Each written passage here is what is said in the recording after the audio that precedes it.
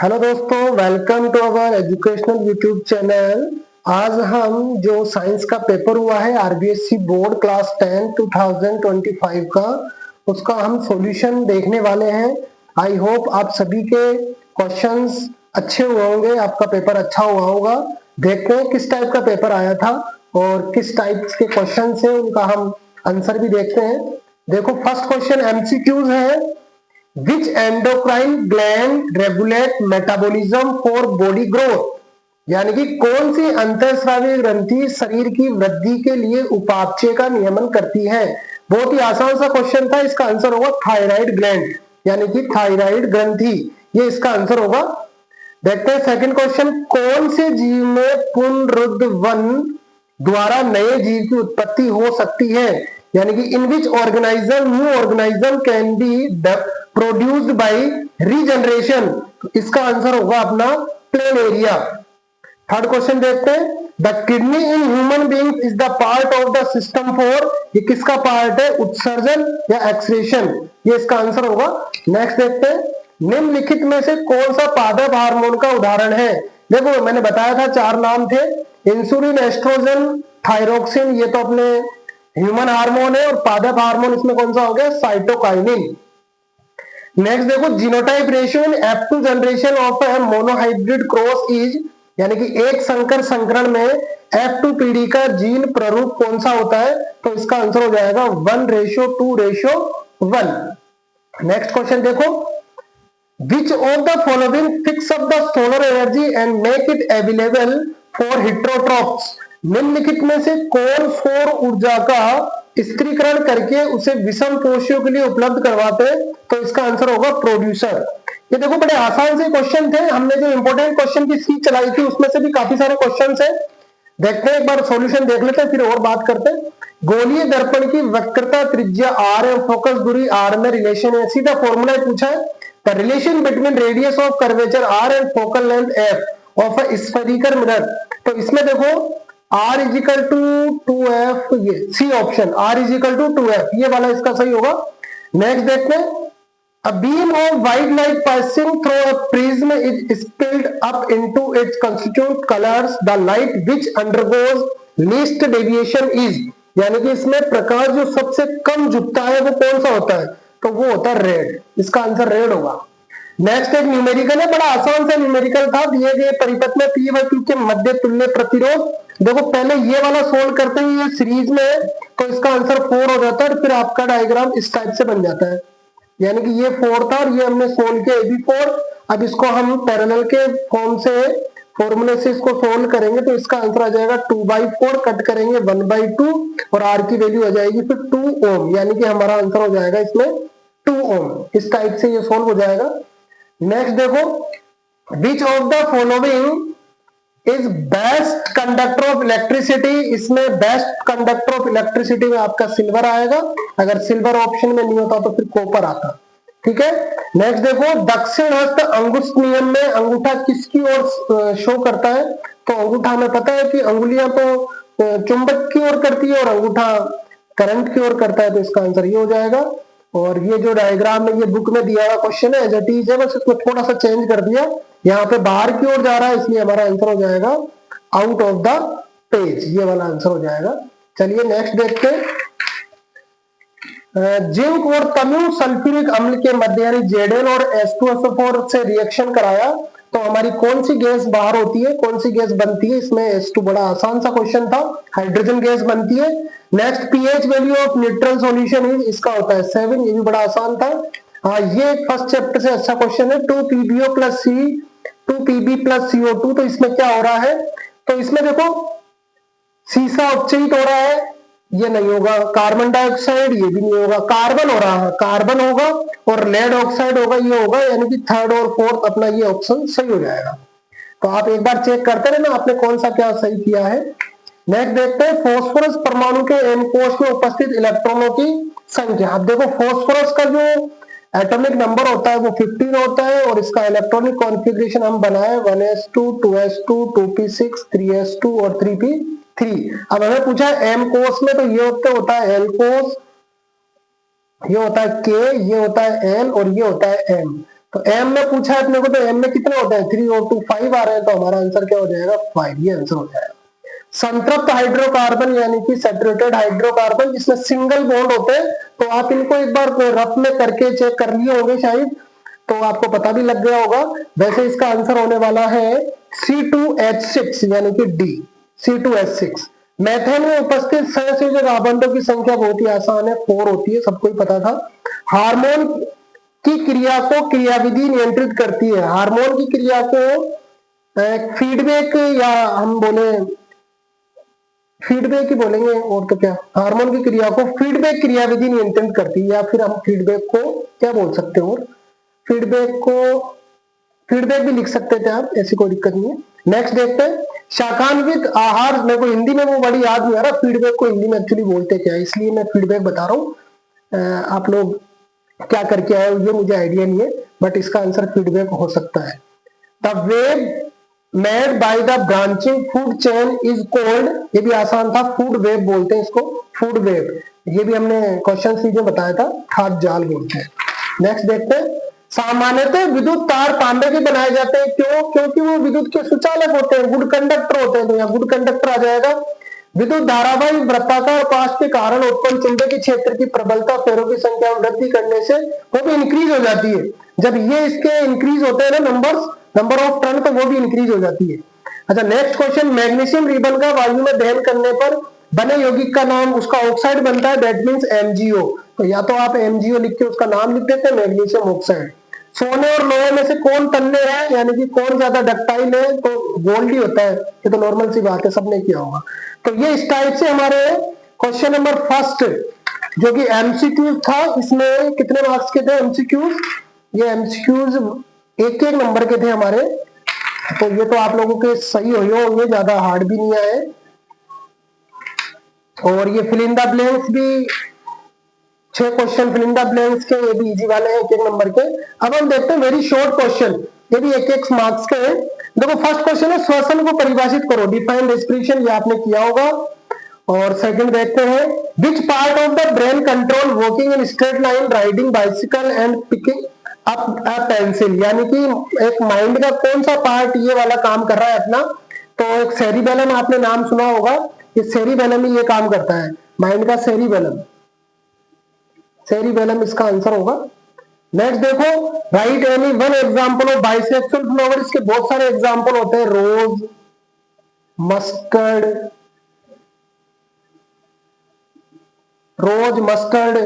T भी हो सकता है इसका, तो इस टाइप से एक ही पूछा है आपको, तो एक ही लिख के आना था। Next, in the Mendel experiment what was the contrasting character for white flower of T, तो यहाँ पे उसने 2 लिए थे, एक सफेद फूल लिया था, दूसरा कौन सा लिया था, पर्पल, तो यहाँ पे हो जाएगा बैंगनी फूल या पर्पल फ्लावर, ठीक है। नेक्स्ट देखो, किसी which mirror use as rear view wing of a vehicle, ये सबको पता है कि कौन सा लेते हैं, कॉन्वेक्स मिरर यूज में लेते हैं। निकट दृष्टि दोष से आप क्या समझते हैं, निकट दृष्टि दोष दैट में निकट यानी पास का तो साफ दिखता है, लेकिन दूर का थोड़ा धुंधला या दिखाई कम देता है।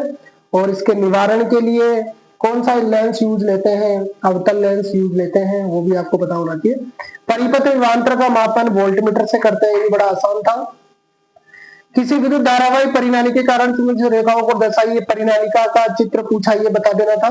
हाँ ये देखो, CaO plus H2O, CaO plus H2O X plus ऊष्मा, उपरोक्त अभिक्रिया में X का रासायनिक नाम पूछा है, तो X का रासायनिक नाम देखो, इसको रिएक्शन को फर्स्ट चैप्टर में थी ये रिएक्शन, CaO प्लस H2O करेंगे तो बनने वाला है CaOH2 और प्लस ये हीट है, तो इसको बोलते हैं स्लैग्ड लाइम या कैल्शियम हाइड्रोक्साइड करके बोलते हैं, तो इसका नाम भी आ गया और इसकी रिएक्शन भी हो गई, ये आप लोगों ने किया होगा। नेक्स्ट देखो, बीकर का चित्र बनाना, ये कोई चित्र बनाना था, बड़ा इजी सा पूछा है। कार्बोक्सिलिक अम्ल में उपस्थित प्रक्रियात्मक समूह यानी फंक्शनल ग्रुप, कार्बोक्सिलिक समूह का ये फंक्शनल ग्रुप था, जिसको ओइक बोलते थे हम, ओइक, ये भी आसान था। अच्छा नेक्स्ट क्वेश्चन है, अम्ल के जलीय विलयन को विद्युत परिपथ में लगाने पर परिपथ में लगा बल्ब जलने लगता है, इस प्रेक्षण का विश्लेषण करके एक विद्यार्थी ने अम्ल के जलीय विलयन के कौन से गुण को सिद्ध किया, आपको बताना है। देखो ये थोड़ा सा बस बना दिया क्वेश्चन को, क्वेश्चन बड़ा आसान है, क्योंकि जल के विलयन में बल्ब जल गया, बिकॉज अम्ल का जलीय विलयन जो होता है, सॉल्यूशन होता है, वो क्या होता है, गुड कंडक्ट होता है इलेक्ट्रिसिटी का, यानी विद्युत का सुचालक होता है, और सब मुक्त यानी फ्री इलेक्ट्रॉन्स प्रेजेंट होते हैं, इसलिए ऐसा हुआ है। तो ये बात आपको लिखनी थी, 1 नंबर का था, तो आप इतना सा लिखते हैं कि वो जो विलयन हो गया वो विद्युत का सुचालक होता है, बिकॉज उसमें मुक्त इलेक्ट्रॉन या फ्री इलेक्ट्रॉन्स प्रेजेंट होते हैं, आयन होते हैं, बस इतना सा लिखना था, 1 नंबर नहीं हो गया। नेक्स्ट देखो, अब 2-2 नंबर के क्वेश्चन है। Difference between aerobic and anaerobic respiration, ये बड़ा आसान था। ये explain phototropic movement in plant, ये भी आसान था। मानव के नर जनतंत्र में पाए जाने वाले 2 अंगों कार्य समझाने, ये भी बड़ा आसान क्वेश्चन आया था। मानव में लिंग निर्धारण का हर एक चित्र बनाइए, ये भी। ये क्वेश्चंस, काफी सारे क्वेश्चंस अपने इंपॉर्टेंट सीरीज में से आए हुए हैं। लिंग निर्धारण यानी कि मैंने बताया था बॉयज और गर्ल्स का सेक्स रेशियो वाला जो डायग्राम था, जो फ्लो चार्ट था, वो इसे बनाना है। अपवर्तनांक किसे कहते हैं, इसका सूत्र लिखना है। अब अपवर्तनांक का सूत्र बहुत आसान था, n=c/v, ये उसका क्वेश्चन था। तो इसमें n, c और v भी आपको अगर पता था तो लिख सकते थे। c की वैल्यू होती है 3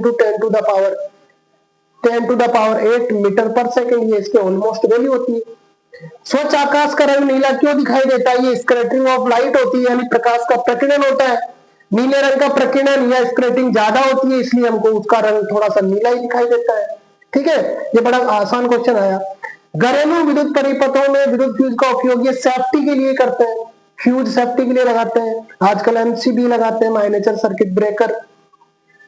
नेक्स्ट देखो, लेड नाइट्रेट के तापन से नाइट्रोजन डाइऑक्साइड गैस के उत्सर्जन को प्रदर्शित करने के लिए व्यवस्थित उपकरण, ये आपको डायग्राम बनाना था, बना दिए होंगे।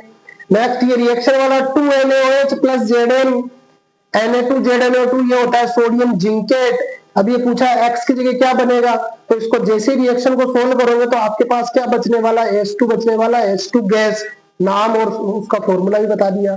ठीक है, नेक्स्ट 13 क्वेश्चन, यदि कॉपर आर्द्र कार्बन डाइऑक्साइड में पड़ा रहता है तो इसकी सतह पर क्या प्रभाव पड़ेगा। कॉपर आर्द्र कार्बन डाइऑक्साइड, ये देखो थोड़ा सा, copper is kept in moist carbon dioxide, तो उस पर ग्रीन लेयर यानी हरे कलर की थोड़ी सी परत बन जाएगी, या उसको बोलते हैं कॉपर कार्बोनेट बन जाएगा। हरे रंग की लेयर आ जाती है जिसको अपन बोलते हैं कॉपर कार्बोनेट, कॉपर कार्बोनेट इसको बोलते हैं। ठीक है, तो ये भी बड़ा आसान सा ही क्वेश्चन था, आपके दिमाग में आया है या नहीं। नेक्स्ट सेक्शन सी 3 नंबर के है, explain the reason of menstruation and write its duration, ये फीमेल्स में जो होता है प्रॉब्लम, थोड़ा उसका क्वेश्चन था, ये भी कर दिया होगा आपने। ये अपने इंपोर्टेंट क्वेश्चन में था, ये गर्भ निरोधक युक्ति अपनाने के कारणों को समझाइए, तब कोई एक गर्भ निरोधक युक्ति का नाम लिखिए, तो कितना आसान क्वेश्चन और 3 नंबर का आया है।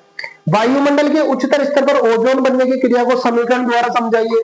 जब इसका समीकरण आसान है, ये क्या होता है, O2 जैसे यूवी के कांटेक्ट में आता है तो वो 2 O में टूट जाता है, और फिर O2 O से कनेक्ट करके O3 यानी कि ओजोन को बना लेता है। ये ओजोन हमारी सुरक्षा करता है, सेफ्टी करता है अल्ट्रावायलेट रेज से, पराबैंगनी किरणों से। ये भी आसान ही था, ज्यादा कुछ है नहीं। अच्छा, इसमें और करके भी ये क्वेश्चन है कि वायुमंडल में ओजोन की मात्रा में गिरावट का एक मुख्य कारक किस रसायन को, अच्छा इस रसायन का नाम पूछा है।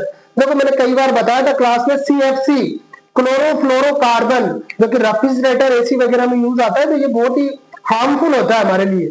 अच्छा, इसकी रोकथाम के लिए क्या कदम उठाया था, इसके लिए कुछ इंटरनेशनली भी कदम उठाए गए हैं और कुछ अवेयरनेस के भी प्रोग्राम किए गए थे, और इसकी जगह कुछ और भी यूज में आया गया था, तो उसको भी काम में लिया गया था। तो इस टाइप से ये क्वेश्चन था, आसान था। नेक्स्ट देखो, सबसे अच्छा क्वेश्चन ओम का नियम, मैंने बताया था ओम का नियम बड़े नंबर में आएगा, तो आपको 4 चीजें लिखनी थी, ओम का नियम की डेफिनेशन, फॉर्मूला, उसका डायग्राम और उसका ग्राफ वगैरह सब कुछ पूछ लिया इसने, तो ये कंप्लीट 3 नंबर का क्वेश्चन था। अच्छा, इसी में दूसरा और पूछा है विद्युत धारा का तापीय प्रभाव, वो जूल नियम मैंने बोला था ना, हीटिंग इफेक्ट, तो वो जूल्स वाला लॉ इसमें है, ये भी 3 नंबर का कंप्लीट था। क्लोर क्षार अभिक्रिया, ये भी अपन ने पढ़ी थी, क्लोर क्षार, ये भी 3 नंबर का क्वेश्चन हो गया। इसके अलावा बेकिंग सोडा NaCO3, इसका रासायनिक समीकरण पूछा है, बड़ा आसान क्वेश्चन। अच्छा, बड़े क्वेश्चन सेक्शन डी में आओ। सेक्शन डी है अपना 4 नंबर का क्वेश्चन है, अभिमा में पोषण विधि, ये भी बड़ा इजी था। अग्नाशय द्वारा स्रावित प्रोटीन पाचक एंजाइम का नाम लिखने हैं। हाँ, ये अगर आपको लर्न था तो लिख पाए होंगे, अदरवाइज इसको आप क्या पता क्या लिख के होंगे। ऐसे बता देता हूँ, अग्नाशय द्वारा स्रावित जो प्रोटीन पाचक एंजाइम होते हैं वो ट्रिप्सिन और काइमोट्रिप्सिन होते हैं। अग्नाशय एक मिक्स ग्लैंड होती है, मिश्रित ग्रंथि बोलते हैं इसमें। इसमें इसका नाम होगा ट्रिप्सिन और काइमोट्रिप्सिन, ये दो नाम थे। क्षुद्रांत में पाए जाने वाले, ये भी था उसमें, अपने बड़े क्वेश्चन में था, आपने अच्छे से इसकी थ्योरी पढ़ी होगी। नेक्स्ट देखो पैरामीशियम, ये भी आपको डायग्राम बताना था। जठर ग्रंथि द्वारा स्रावित प्रोटीन पाचक enzyme, protein digestive enzyme secreted by gastric gland, ये बड़े आसान थे, इसके नाम थे पेप्सिन और एक क्या था, पेप्सिन और रेनिन। पेप्सिन और रेनिन इसके नाम थे, ये आप लिख सकते थे, ठीक है। और फिर ये 19 क्वेश्चन है, एक न्यूमेरिकल पूछा है। An object is placed at 24 centimeter in front of a concave mirror of focal length 16 centimeter. At what distance from the mirror should a screen be placed in order to obtain a sharp image? देखो इसमें आप mirror formula लगाए होंगे, 1/f is equal to 1/v plus 1/u, और इसमें अपने को f की वैल्यू गिवन है फोकस यानी कि 16, यहाँ पे माइनस साइन लिया था, जिसका रीजन मैंने थ्योरी क्लास में बता रखा है। f इजिकल टू -16 है और यहाँ पे u इजिकल टू है -24, और इसको पूरा सोल्व करेंगे तो इसको सोल्व किया होगा आपने, इसका आंसर जो भी आएगा आप कर लेना इस फॉर्मूला में पुट करके, और वही इसका आंसर हो जाएगा कितना क्या होगा, ठीक है। मैंने अभी सोल्व किया नहीं, मैंने बता दिया आपको कि किस टाइप से सोल्व होगा। अब इसका सॉल्यूशन करने के बाद कितना आंसर आएगा ये आप लोग देख लेना। ये आपको ये इसमें किरण आरेख पूछा, ये भी अपन ने बताए थे इंपोर्टेंट क्वेश्चन में। अच्छा इसमें और करके और एक डॉक्टर 2.0 डी क्षमता का संशोधक लेंस निर्धारित करता है, लेंस की फोकस दूरी। अच्छा ये आसान था, उसके कंपैरिजन में ये आसान है, इसका फॉर्मूला भी इजी है। फोकस दूरी 100/p होती है, यानी कि 100/2.0, तो ये तो हो जाएगा अपना 50 सेंटीमीटर या 0.5 मीटर। ये लो, इसका आंसर तो मैंने बता दिया, आपने अगर ये करके आए हुए तो क्वेश्चन आप, और ये जो आरेख चित्र है ये डायग्राम ये आपने बनाई दिया होगा, ठीक है। नेक्स्ट लास्ट क्वेश्चन है मिसेल, ये मैंने बहुत बताया था, उसमें इंपोर्टेंट क्वेश्चन की सीरीज में था, सफाई प्रक्रिया भी थी, और इसके अलावा एस्टीकरण अभिक्रिया, रिएक्शंस और क्षार के साथ अभिक्रिया, ये भी आपके बताई थी। तो इस टाइप से 20 क्वेश्चन थे। अब हमने जो इंपोर्टेंट क्वेश्चन की सीरीज बनाई थी उसमें से काफी सारे क्वेश्चन तो इसमें पेपर में आए हैं आपके, तो आप लोगों ने अगर उनको एग्जाम के लास्ट टाइम में रिवाइज किया था तो आपको बहुत ही फ्रूटफुल हुआ होगा एग्जाम में, और आपको अच्छा फील हुआ होगा कि वास्तव में हम अच्छा पढ़ के आए। तो इस टाइप से ये क्वेश्चन कंप्लीट हुए, मैंने सभी का सॉल्यूशन बता दिया है, आप चेक कर सकते हो कि आपने कितना क्या सही किया और कैसा क्या किया। और अब हमारा मैथ्स का पेपर है, साइंस का तो पेपर हो गया है, अब मैथ्स की तैयारी में लग जाइए और उसको अच्छे से तैयार करो, फॉर्मूले वगैरह लर्न करो। कुछ इंपॉर्टेंट कॉन्सेप्ट और इंपॉर्टेंट फॉर्मूले भी मैं बताऊंगा। तो आज के लिए इतना ही, आप लोग पढ़ते रहिए। थैंक्स।